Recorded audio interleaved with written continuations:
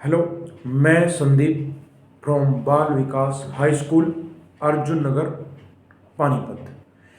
तो आज मैं जो चर्चा करना चाहता हूँ, मेरा विषय है आज खेलों से।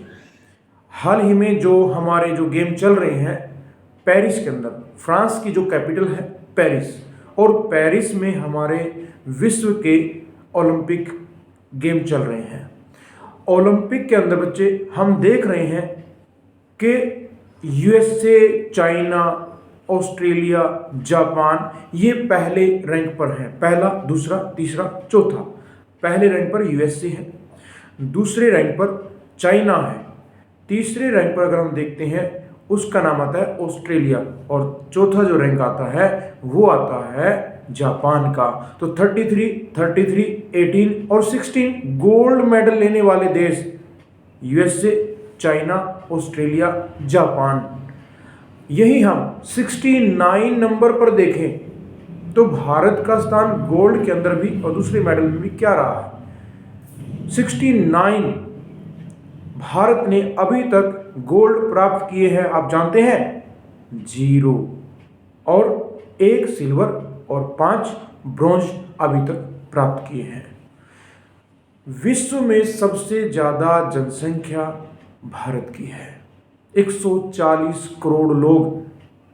भारत जो विश्व में according to population first rank of world, तो विश्व में पहला स्थान पॉपुलेशन में भारत का है। एक जानकारी देता हूं आपको, भारत विश्व में एक ऐसा देश है जिसके 60% लोग युवा हैं।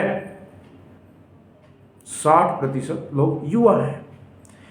तो ऐसा क्या है चाइना, यूएसए, जापान, ऑस्ट्रेलिया के अंदर जो वहां के लोग इतने मेडल लेकर आ रहे हैं? भारत के लोग या भारत के बच्चे जो हैं वो इतने मेडल क्यों नहीं ले पा रहे हैं, या भारत इतने मेडल क्यों नहीं ले पा रहा है? इसका कारण है बेसिक एजुकेशन। अब जो दौर चल रहा है, बच्चों को रटा रटाया ज्ञान चल रहा है। हालांकि भारत सरकार की तारीफ करना चाहूंगा, एक न्यू एजुकेशन पॉलिसी स्टार्ट की है, NEP 2020, नई शिक्षा नीति के तहत हमारी ट्रेडिशनल जो शिक्षा है उसमें कुछ संशोधन, अमेंडमेंट किया गया है। उस अमेंडमेंट के तहत अब बच्चों की पढ़ाई पर जो फोकस किया जाएगा उनके इंटरेस्ट के आधार पर, मदर टंग, उनकी माता की भाषा के आधार पर, उनके इंटरेस्ट के आधार पर बच्चों को बेसिक शिक्षा दी जाएगी। जैसे ही बच्चा 6th क्लास में हो जाता है उसको प्रोफेशनल शिक्षा दी जाएगी। बच्चे का इंटरेस्ट किस चीज़ में है, साथ में गेम पर भी विशेष ध्यान दिया जाएगा। तो मुझे लगता है जैसे ये न्यू एजुकेशन पॉलिसी अप्लाई हो जाएगी तो कुछ चेंज जरूर होगा। तो मैं चाहता हूं कि हमारे स्कूल के अंदर पढ़ाई पर बहुत अच्छे से ध्यान दिया जाए और पढ़ाई के साथ साथ गेम पर भी विशेष ध्यान दिया जाए, स्पेशल फोकस किया जाए, और सभी को ऐसा करना चाहिए। हर बच्चा ऐसा होता है, उसके अंदर कोई ना कोई क्वालिटी होती है। अगर हम उस क्वालिटी को देखें, परखें, समझें और उसको उस दिशा में गाइड करें तो हम बहुत बड़ा कर सकते हैं।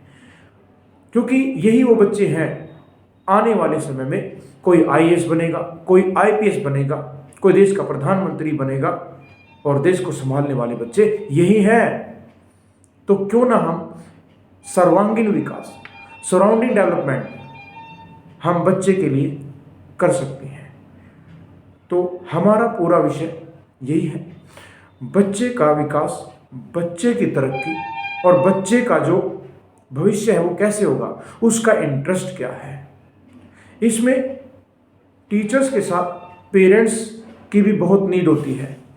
अगर पेरेंट्स और टीचर मिलकर ये ध्यान दें तो कोई भी बच्चा कितने भी बड़े मुकाम को हासिल कर सकता है।